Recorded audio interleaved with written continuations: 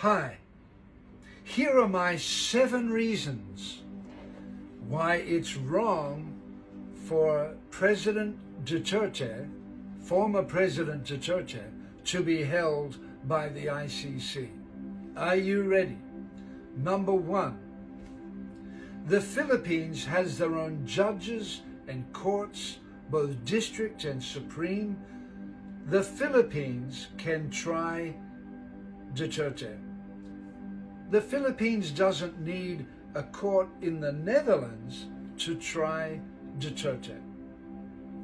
Number 2, I don't trust the ICC. The ICC issued an arrest for Bibi Netanyahu of Israel.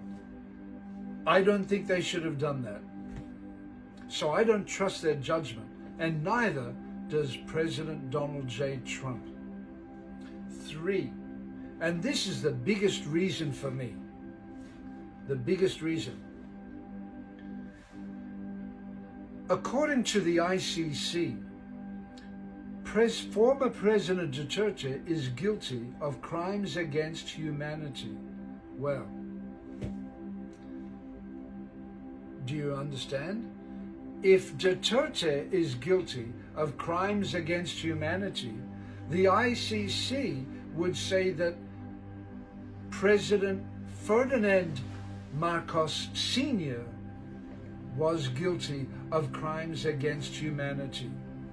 If Bongbong Marcos's papa was alive today, guess what? The ICC would issue a warrant arrest and send Interpol to arrest his father. Guess what? Do you think if a warrant of arrest was issued for Bongbong Marcos's dear father, that he would cooperate and send his own father to the ICC? No way. Absolutely no way. So I don't want to criticize the Philippines or your dear president, but that sounds hypocritical to me. Number 4, there are so many terrible people in the world today. Killers, ruthless killers and dictators. Why is Duterte the only one in the ICC? Recently, a rebel group took over the government of Syria. The current leader of Syria was wanted for terrorism and had a $10,000 bounty on his head. He's a ruthless killer, but the ICC people went to Syria and shook his hands. It doesn't make any sense. Why isn't the current leader of Syria arrested by the ICC? Why aren't all the other killers of the world in detention in the ICC? Why a president loved by his people in a democratic country, why is he the only one there? Number 5, Judge Kamir Khan of the ICC, who you can see in a speech saying former President Duterte is guilty and we need to try him and bring him to justice. That man was accused of sexual assault by one of his junior lawyers in the ICC. He should stand down while this investigation is going on. Has he? No, he has refused. So how hypocritical. Number 6, I believe that President Duterte's motives were pure. He didn't kill thousands of people, murder thousands of people, rape hundreds of people, abuse people just for his own pleasure. If people died under the presidency of Rodrigo Duterte, it was purely because he wanted to keep the streets of Davao and the Philippines safe for women and children. He had a father's heart.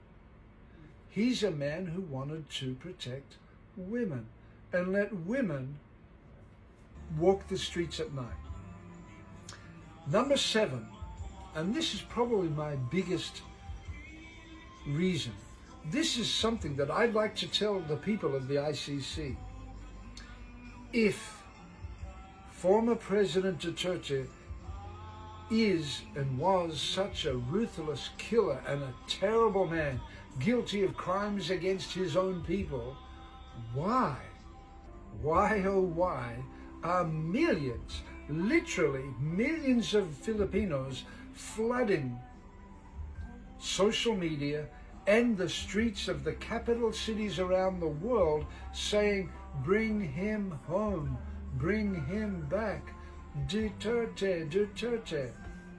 I recently made a video for TikTok and it's got 66,000 views, 12,000 likes, and get this, there are probably over 1,800 comments. And do you know what most of the comments are? We love our president. He was the greatest president. Bring him home. Bring Tatay home. Let me ask you,